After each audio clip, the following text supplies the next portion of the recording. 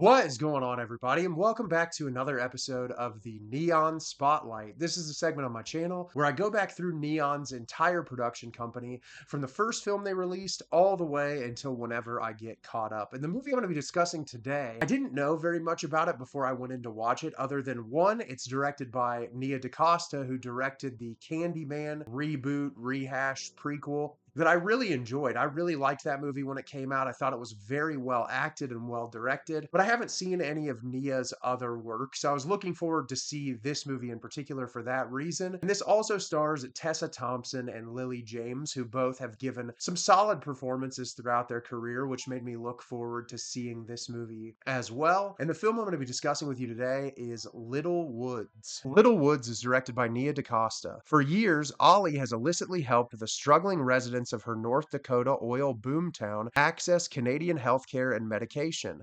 When the authorities catch on, she plans to abandon her crusade, only to be dragged in even deeper after a desperate plea for help from her sister. So, I was really looking forward to watching this movie. Like I said, I really enjoyed Nia DaCosta's Candyman, and so I was hoping, especially with like the social and political message in that movie, that I would really appreciate what she's trying to tackle here. And if there's one word I would use to describe this movie, it would be underwhelming. I can really appreciate what Nia DaCosta is trying to accomplish here and discussing all of the flaws of the American healthcare system and the issues and the struggles of people trying to obtain medication, how expensive it is essentially just to get treatment to survive, especially when you're dealing with ailments and pains and things that you need medication for. But I feel like a lot of the examinations of those ideologies, they're undercooked. And sometimes they come across in the most just generic, kind of bland way where I don't feel like the examination was at a level that really made me want to think about it more after the movie was over. And I'll talk about that a little bit as I break the movie down for you today. So at the beginning of the film, we are introduced to Ollie, played by Tessa Thompson, who we learn in the beginning of the movie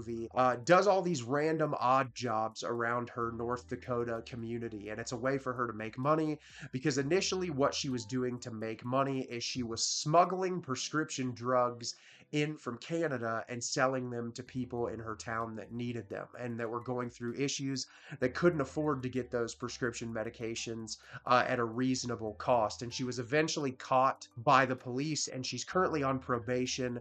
And I believe they say she's only like 10 or 11 days up from her probation ending. And so she has completely abandoned doing that because she wants to get her life back on track. Well, eventually her sister, Deborah, played by Lily James, comes back into the picture. They're stepsisters, and Deborah has a young kid, and she's struggling to live her day-to-day life. They can barely afford to get through the day-to-day, and we find out that she is pregnant again, and she has no idea what she's going to do. She doesn't have anywhere to live, and so Ollie wants to try to help her get back on her feet by buying back, I believe it's their parents' old house that's under foreclosure. They don't really have the money for it, and she knows that the only way that she's going to be able to obtain money is to go back into Canada and get this large bag of prescription drugs that she's hidden there and bring them back into North Dakota and sell them to get enough money to help her sister. And the entirety of the movie is watching Ollie kind of get back into this work that she used to do, and will she be caught and once again get herself in trouble with the law. So like I said, I found this movie to be incredibly underwhelming, but there are some positives going for it.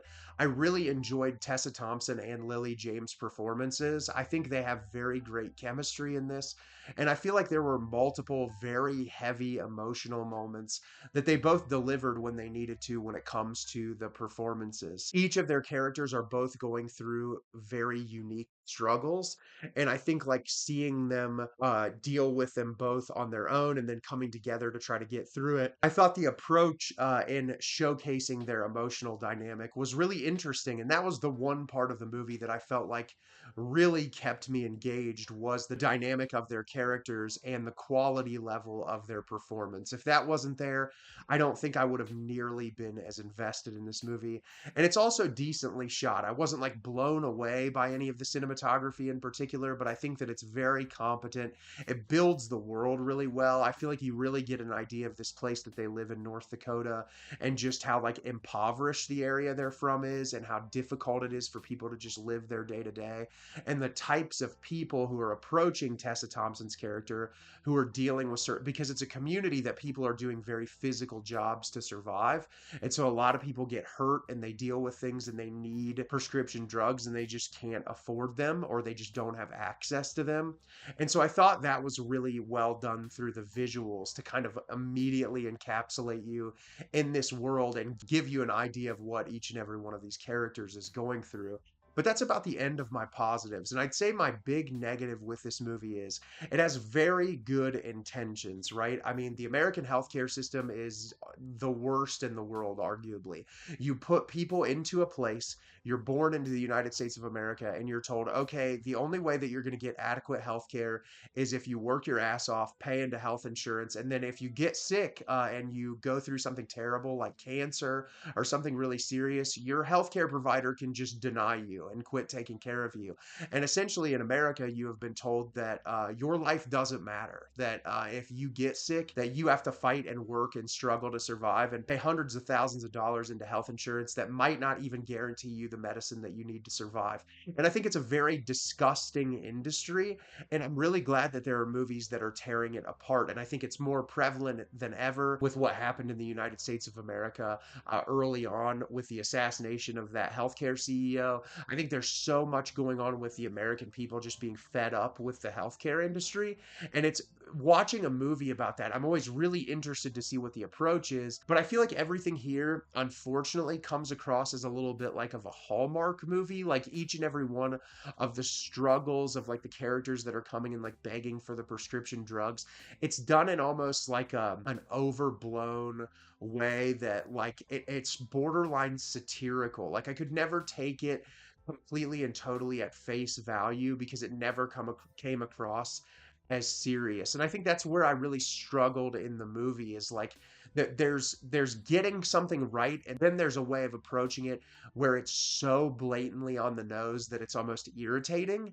And that was the problem that I have with this movie. I didn't feel like it was approaching this subject matter in a way that was interesting enough for me to want to stay invested the entire time. And I think the performances are really good, but with this type of subject matter and just where you could go with the scrutiny of the American healthcare system, and then this dives into abortion access for women when Lily James's character is pregnant and she realizes like there's literally no way that I could ever survive having another child. And that's an entirely other problem in the United States of America of the number of red states that want to take away the rights of women and people with uteruses to be able to have access to abortions and make decisions for their own bodily autonomy. And that's a whole other interesting conversation, but then it gets kind of wrapped up in the whole thing with the pharmaceutical industry and the health insurance industry in this movie, and like all of the different conversations that it's trying to have.